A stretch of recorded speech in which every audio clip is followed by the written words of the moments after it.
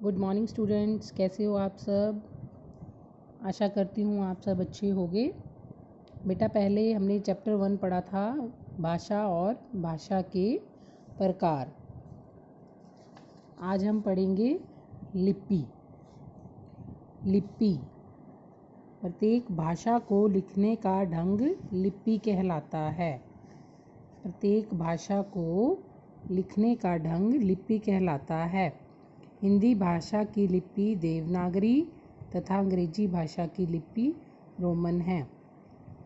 बेटा कोई भी लैंग्वेज होती है, कोई भी भाषा होती है, अगर हम उसको लिख के प्रेजेंट करते हैं तो वो क्या कहलाती है? लिपि। ठीक है। हिंदी भाषा की लिपि हमारी कौन सी है बेटा? देवनागरी। और अंग्रेजी भाषा की रोमन। आगे है व्याकरण। भाषा के शुद्ध रूप को जानने तथा समझने के नियमों के संकलन को व्याकरण कहते हैं। भाषा के शुद्ध रूप को जो जानता है तथा समझने के नियमों को संकलन करता है उसे क्या कहते हैं? व्याकरण। भारत के विभिन्न भागों में बोली जाने वाली भाषाएं। पहले बेटा देखेंगे हम कि बोली क्या होती है।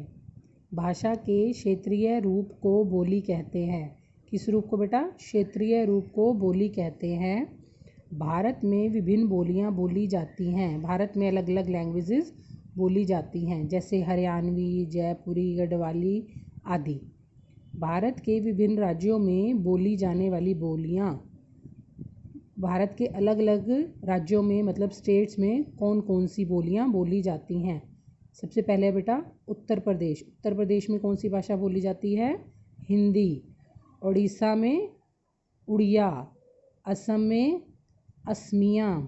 पंजाब में पंजाबी। गुजरात में गुजराती। और पश्चिम बंगाल में बांग्ला। हमारी राजभाषा कौन सी है बेटा? हिंदी है। भारतवर्ष में, संपूर्ण भारतवर्ष में बेटा कौन सी भाषा बोली जाती है? हिंदी। देखो आप, भाषा के मुख्यतः 2 रूप होते हैं। कौन कौन से 2 रूप होते हैं बेटा? मौखिक और लिखित। कौन कौन से 2 रूप होते हैं बेटा?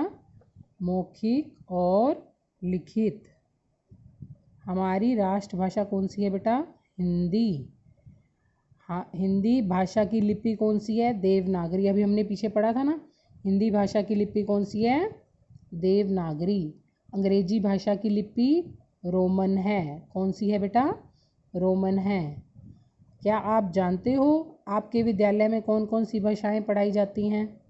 सब बच्चे जानते होंगे बेटा। मोस्टली हम कौन कौन सी लैंग्वेज यूज़ करते हैं? हिंदी और इंग्लिश। आप अपने सहपाठी से कौन कौन सी भाषाएं बोल पाते हैं? सहपाठी मतलब आप अपने फ्रेंड से कौन कौन सी भाषाएं बोल पाते हो? बेटा आप जिस भी लैंग्वेज में कंफर्टेबल होते हो आप वही भाषा बोलते हो ना। हिंदी, पंजाबी, इंग्लिश, तो आप काफ़ी सारी भाषाएं बोल पाते हो। आगे है पाठ का सार। बोल कर अथवा लिख कर अपने विचारों को प्रकट करने वाला माध्यम भाषा है। जिन हम अपने विचारों को बोलकर या लिखकर प्रकट करते हैं उसे क्या कहते हैं बेटा? भाषा। लिखित भाषा में अपने विचार लिखकर प्रकट किए जाते हैं और मौखिक भाषा में अपने विचार बोलकर प्रकट किए जाते हैं। आप सब जानते हो ना बेटा कि जो भाषा को हम लिखकर बोलते हैं उसे लिखित कहते हैं, जो मौखिक होती है यानी कि जो हम बोलकर बोलते हैं उसे मौखिक कहते हैं। आगे है सही विकल्प पर टिक का निशान लगाएं। हमारी राजभाषा है। कौन सी है बेटा हमारी राजभाषा? संस्कृत, अंग्रेजी या हिंदी? तो आंसर क्या आएगा? हिंदी। भाषा के कितने रूप हैं? 2, 3 या 4? अभी हमने पढ़ा था ना बेटे, कितने रूप हैं? 2। भाषा लिखने के ढंग को क्या कहते हैं? स्वर, व्यंजन या लिपि? लिपि। बेटा आगे है क्वेश्चन आंसर। तो ये क्वेश्चन आंसर मैं आपको बेटा नेक्स्ट वीडियो में सेंड करूँगी। आप सब ने अपनी अपनी नोट ये बुक में ये सारे इसके आंसर लिखने हैं। ओके बेटा।